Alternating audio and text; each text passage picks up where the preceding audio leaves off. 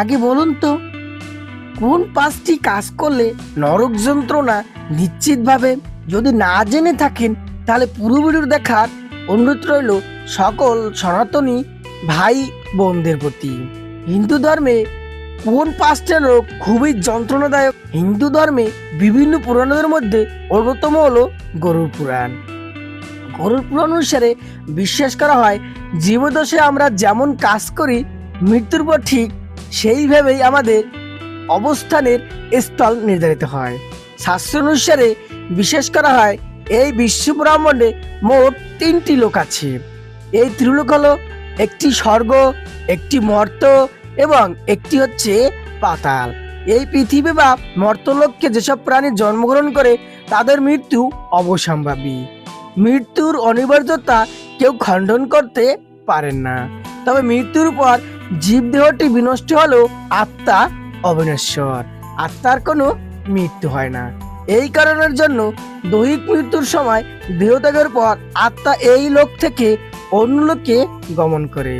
কিন্তু মৃত্যুর পর আত্মা কোন লোকে বিরাজ করে তা নির্ভর করে ব্যক্তি তার সারা জীবনের কর্মফলের উপর।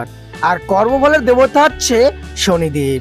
শনিদেব আমাদের সকল ঘটনা পর্যবেক্ষণ করেন এবং সেই অনুযায়ী শনিদেবের বড় ভাই যমদেবে বা যমলোকে প্রেরণ করেন এবং তার ভালো কর্মে হলে স্বর্গলোকে যায় এবং খারাপ কর্মের জন্য যমলোকে তাকে যেতেই হবে।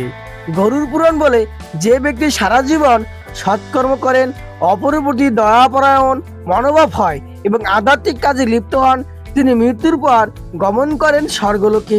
কিন্তু যেসব ব্যক্তি সারা জীবনে বিভিন্ন অসৎ কাজে নিজেকে নিযুক্ত করেন, তারা মৃত্যুর পর ঠাঁই হয় নরকে।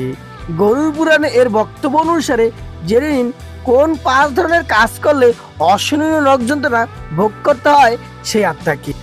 1. তামিশ্রম নরক। তামিশ্রম নরকের বিভিন্ন ধরনের স্তরের মধ্যে অন্যতম হল তমিশ্রম নরক। গরুর পুরাণ অনুসারে যে ব্যক্তি নিজের জীবৎকালে অপরের সম্পত্তি হরণ করে বা কারোর সঙ্গে প্রতারণামূলক কাজ করেন, সেক্ষেত্রে তার মৃত্যুর পর সেই পাপী আত্মার ঠাঁই হয় তমিশ্রম নরকে। পুরাণ অনুসারে জানা যায়, এই নরকে পাপী আত্মাকে তারা শাস্তিস্বরূপ প্রচণ্ড মারধর করা হয়। মার খেতে খেতে জ্ঞান হারায় সেই আত্মা। জ্ঞান ফিরলে আবার তাকে মারধর করা হয়। যতদিন না শাস্তিভোগ সম্পূর্ণ হয় ততদিন পর্যন্ত এইভাবে মার খেতে হয় এই তামিশ্রম নরকে। 2. রৌরব নরক বা রৌরব নরক। গরুর পুরাণে বলেছে, যেসব মানুষ সারা জীবনে অন্যের জিনিসের উপর লোভ করে, যারা অত্যন্ত লোভী ও স্বার্থপর প্রকৃতির হয়, অন্যকে ঈর্ষা করে, যারা অন্যের ক্ষতি করে বা ক্ষতি করার চেষ্টা করে, তাদের মৃত্যুর পর ঠাঁই হয় রৌরব নরকে বা রৌরব নরকে। এই নরকেও পাপী আত্মাকে নানা রকম কঠিন শাস্তির সম্মুখীন হতে হয়। এখানে আত্মাকে সাপের কামড় খেতে হয়। শুধু তাই নয়, এই সব পাপী আত্মার এই নরকে বিষাক্ত কীটপতঙ্গ ও সরীসৃপের সঙ্গে অত্যন্ত কষ্ট করতে থাকতে হয়। 3. কুম্ভীপাক নরক। পৌরাণিক বিশ্বাস অনুসারে সব ধরনের নরকের মধ্যে সবচেয়ে ভয়ানক হলো কুম্ভীপাক নরক। জীবৎকালে নিজের স্বার্থসিদ্ধির জন্য অন্য কোনো প্রাণীর জীবন নাশ করলেও সেই পাপী আত্মাকে মৃত্যুর পর কুম্ভীপাক নরকে যেতে হয়।